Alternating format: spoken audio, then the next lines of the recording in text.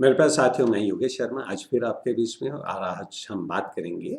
जैसे आप सभी जानते हैं कि भारतीय सैनिक अगर देश की सुरक्षा करता हुआ अपने प्राणों की आहुति देता है, तो उस वक़्त उसके शरीर को, उसके पार्थिव शरीर को भारत के तिरंगे झंडे में लपेट कर बाइज़्ज़त उसे उसके घर तक, उसके गाँव तक पहुँचाया जाता है। यहाँ तक ही नहीं, गाँव तक ही नहीं, यहाँ तक कि उसके लॉस्ट राइट्स जो हैं, वो भी पूरे राष्ट्रीय सम्मान के साथ किए जाते हैं।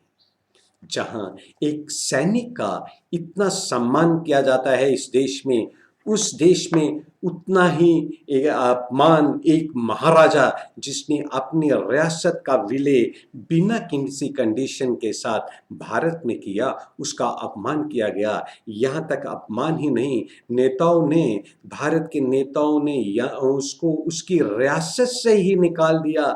देश के नेताओं ने उसके ही रियासत से निकाल दिया। महाराजा की डेथ होने पर भी, यानी कि उनकी डेथ होने पर भी उनके पार्थिव शरीर को उनकी रियासत में नहीं लाया गया। रियासत में आई तो उनकी अस्थियां उस के देहांत के दिन उनकी रियासत में ना तो कोई सोग और ना ही कोई शोक मनाया गया, बजाय उस दिन हर रोज की तरह रेडियो पे गाने बजते रहे। जी हाँ, मैं बात कर रहा हूँ रियासत जम्मू कश्मीर के आखिरी महाराजा, महाराजा हरि सिंह जी की बात कर रहा हूँ। 22 अक्टूबर 1947 को पाकिस्तान ने कव्वालियों की मदद से रियासत जम्मू कश्मीर को, जो एक अलग रियासत थी, पर आक्रमण कर उसको हथियाने की खातिर आक्रमण किया। महाराजा जी ने भारत से मदद मांगी, फिर अपनी रियासत के लोगों की खातिर रियासत का विलय भारत के साथ 26 अक्टूबर 1947 बिना शर्त कर दिया। भारतीय नेताओं के कहने पर महाराजा जी ने रियासत की सिविल एडमिनिस्ट्रेशन कश्मीर के लीडर शेख मोहम्मद अब्दुल्ला के हवाले कर दी। भारतीय फौज रियासत में 27 अक्टूबर 1947 में आ चुकी थी और उन्होंने पाकिस्तान घुसपैठियों को वापस खदेड़ना शुरू कर दिया था। चूंकि भारतीय लीडर जो थे, उन्होंने रियासत के प्रति उनका कोई स्पष्ट पॉलिसी नहीं थी। भारतीय फौज पाकिस्तानियों को खदेड़ते हुए जब उड़ी पहुंची, वहीं पे भारतीय फौज जो थी वो रुक गई। 2 महीने से ज्यादा वक्त तक जब भारतीय फौज उड़ी में रुकी रही, और तो और उनके आगे उनके आए हुए, जब फौज, हिंदुस्तान फौज रियासत में आई थी, उनके आए हुए वक्त में कई हिस्से जो थे वो पाकिस्तान जो थे हमलावर, उन्होंने छीन लिए। पंडित नेहरू, जो कि देश के प्रथम प्रधानमंत्री थे, एक साइड सीज फायर डिक्लेयर करके जम्मू कश्मीर के को विवाद बनाकर यूएनओ चले गए, जिस पर महाराजा जी नाराज थे। वह चाहते थे कि रियासत का चप्पा चप्पा दुश्मनों से वापस लिया जाए, जिस पर महाराजा हरि सिंह जी ने एक लेटर 31 जनवरी 1948 को भारत के होम मिनिस्टर सरदार पटेल जी को लिखा, जिसमें उन्होंने रियासत की पूरी जमीन दुश्मनों से वापस न लेने और मसला यूएनओ में ले जाने पर इतराज जताया, और जो एक्सेशन गोया के विलय भारत से किया था को भी वापस लेने के लिए थ्रेटन किया, क्योंकि उनको ये शक था कि यूएनओ में कहीं पाकिस्तान ही न जीत जाए। महाराजा जी ने जो अपनी भावना प्रकट की, उनको उन्होंने जो लेटर लिखा, उसकी कुछ लाइनों की जो मैं आपसे वो शेयर करना चाहता हूँ कि उन्होंने लेटर्स में क्या लिखा था। उन्होंने ये लिखा कि 27 अक्टूबर 1947 में रियासत में भारतीय फौज आ चुकी थी। शुरुआत में उन्होंने बारामूला और उड़ी में दुश्मनों को वापस खदेड़ा और उसके बाद वो उड़ी में रुकी रही। महाराज जी ने नाराजगी जाहिर की कि जब भारतीय फौज नहीं आई थी, उस वक़्त तक पुंछ, राजौरी, मुज़फ़्फ़राबाद, मीरपुर के तकरीबन हिस्सों पर रियासत की फ़ौज का कब्ज़ा था, जबकि भारतीय फ़ौज के आए हुए 2 महीनों के बाद अब हम मंगला, एलबेग, गुरुद्वारा, मीरपुर, भिंबर, देवा, बटाला, राजौरी के एडजॉइनिंग एरियाज़, छंब, नौशहरा, झंगड़, मीरपुर व कोटली जो हैं, हम हार चुके हैं। गोया के भारतीय फौज के आने के बाद ये सब इलाके हम हारे हैं। फिर उसके बाद कहते हैं महाराज जी कहते हैं ये बहुत बड़ी हार है और भारतीय सेना की प्रतिष्ठा को एक बहुत बड़ा धक्का है। महाराजा जी आगे लिखते हैं कठुआ सियालकोट बॉर्डर पर हमला जो है वो हमलाबाजी तेज हो चुकी है। हर रोज एक नया हमला और दुश्मनों की तरफ से हो रहा है। बहुत सारे गांव जो हैं बॉर्डर के उनको आग लगा दी गई है। गांव के गांव खाली हो गए हैं। 70,000 से 80,000 जो रेफ्यूजीज जो हैं वो जम्मू शहर में आ चुके हैं।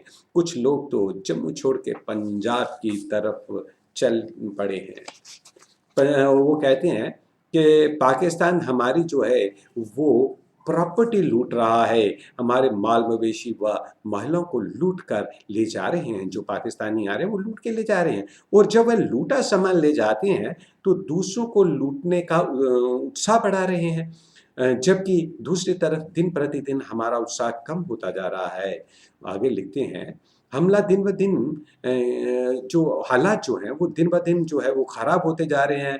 महाराज जी ने कहा कि वह खुद बार कैबिनेट के एक मेंबर रहे हैं और भारतीय सेना जिसने अपनी वीरता जो सेकंड वर्ल्ड वार और फर्स्ट वर्ल्ड वार में पार्टिसिपेट किया था वहाँ पे अपनी वीरता के सर्वोच्च स्थान उन्होंने अपना सर्वोच्च स्थान पाया था।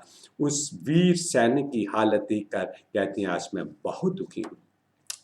उन्होंने आगे लिखा है कि हमारी सिविल एडमिनिस्ट्रेशन इस वक्त नेशनल कॉन्फ्रेंस के हाथों में है जबकि डोगरा फौज जो है रियासती फौज जो है वो भारतीय फौज के हवाले है। मैं इस वक्त एक दिल दहलाने वाले हालात एक बेबसी लाचारी के आलम में देख रहा हूँ। मैं अपने लोगों का कत्ल होता लूटता औरतों को अबडक्ट होता देख रहा हूँ जबकि मेरे पास इनकी मदद करने की ताकत नहीं है।